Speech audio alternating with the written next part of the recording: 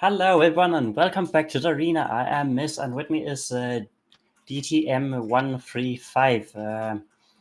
So this is a Villore Accord in red and the platinum sensitivity in blue. So DTM, can you tell me about the setups the teams have brought? Yeah, so on one side we have Triglavian absolute supremacy. We have a Zarm, we have an Icky, we have 3 Drex, a Blackbird for Jam, Heretics, Garmers, right? Other side, we have the legendary tanky battleships foretold by the Amarian supremacy, Abaddons. We have an Absolution and Oneros. We also have, what is it, a Pontifex? I think that's a Pontifex, as well as 2 Vengeances, another small space potato, and the biggest bait cruiser of all time, a Mauler. Well, it's almost like a Mauler. It's like a mini add-on, so we're keeping this theme getting repeated. 10 seconds until the match begins, and it's weird to see these Galante guy going all Triglavian. Like, didn't they used to fight the Triglavians? Now they are role playing them.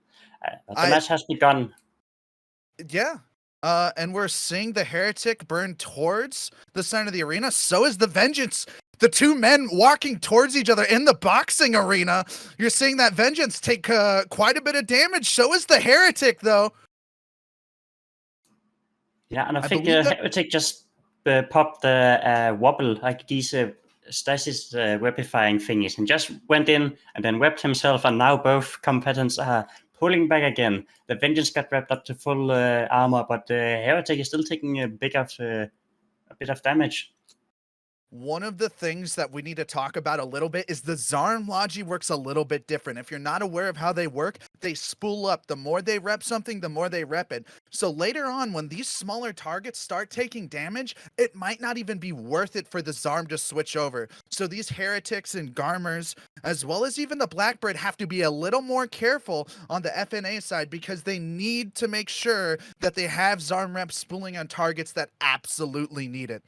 Another thing to talk about right now, lots of spacing between these 2 teams, trading blows, trying to figure out the weaknesses in each other. We see that the Vengeance is burning back towards the middle of the arena. The Icky is down and a little bit separated from his comp right now. So if these Vengeances are going to try and be true men, they might go in and actually get a scram web on this Icky. Not quite sure if they're man enough to do that, though.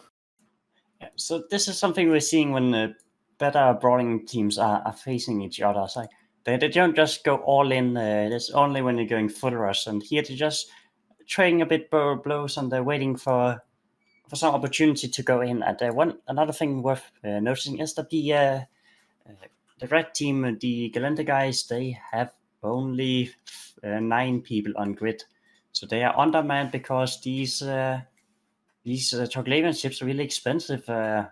They cost extra points, so they have brought 5 Triglavian ships in one setup. That's a record, I think.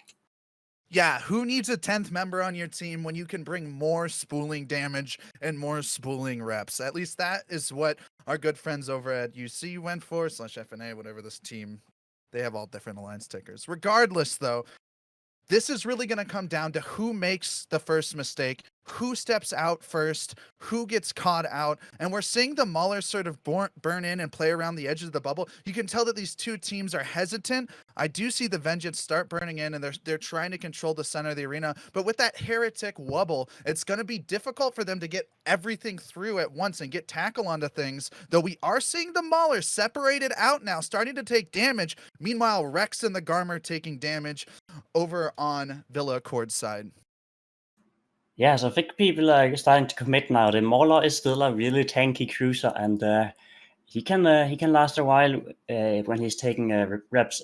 Both teams are having a Blackbird, so they could be that both are waiting for a good opportunity when they land these lucky jams and then go in. And that Gamma is going down quickly. This is really the Sama is being in a bad situation now. Gamma is down while the Ikijosa is taking damage.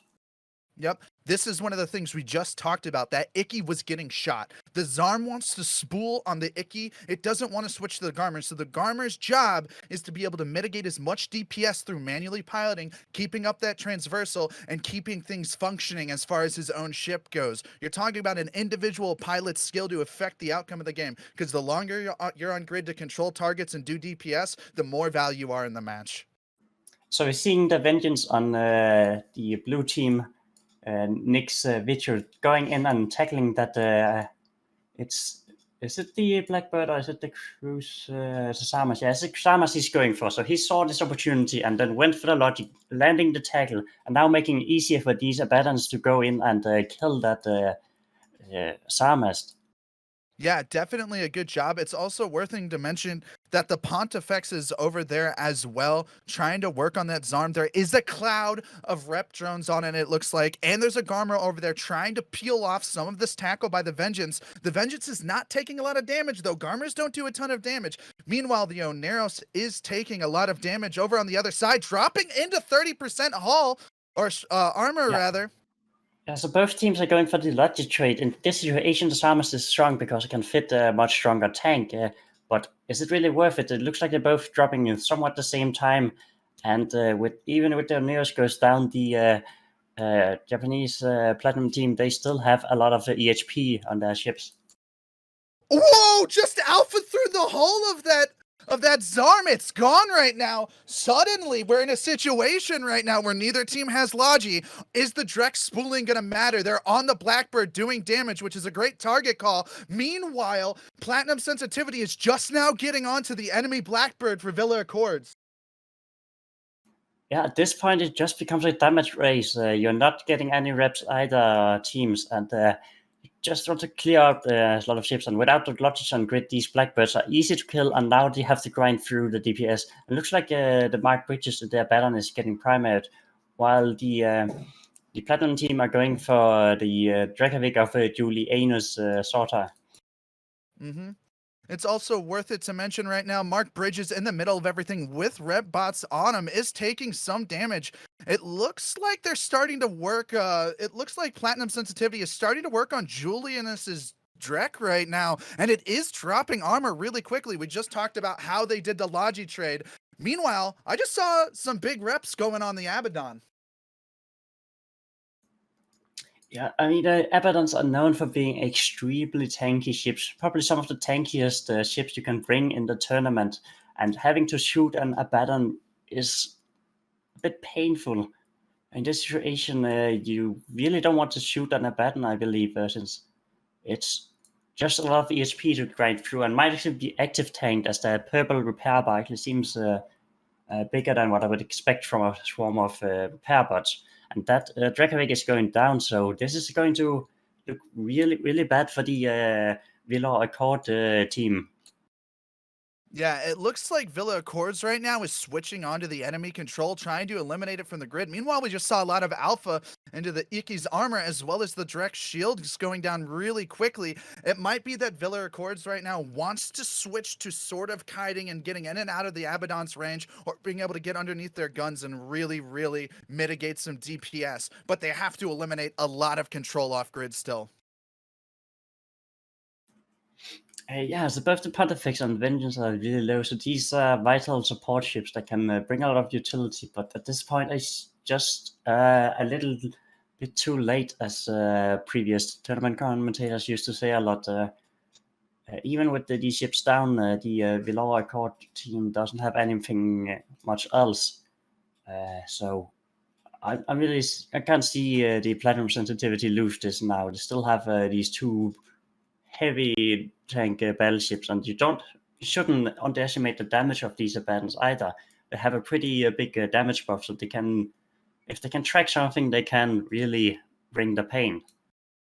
Yeah, absolutely. And with the grapples, the closer they get to these Abaddons, the more damage they're going to do. And we just saw another Drek go down. He got a little bit too close, and he learned how much damage the almighty tank god Abaddon can actually do. The despoiler himself coming in to drop damage with the grapple on him. We're seeing the other Drek right now getting webbed, getting controlled by the enemy team. I have to say, Platinum Sensitivity played really well in this match.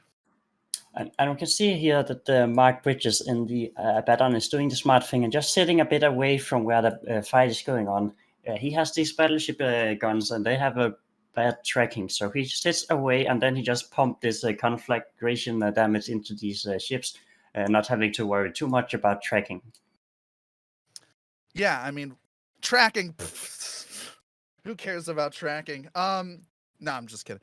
The Garmer going down here, we're seeing them wipe up the last bit of Villore Accords. I'm sure the Emperor himself would be very, very proud of Villore Accords as they come out of this ahead of the game, ahead of the plays, with the good wobbles, with the good control, waiting for Villore Accords to make a mistake. And as we are saying that, we go from platinum sensitivity to platinum blonde Gen 10 in the studio.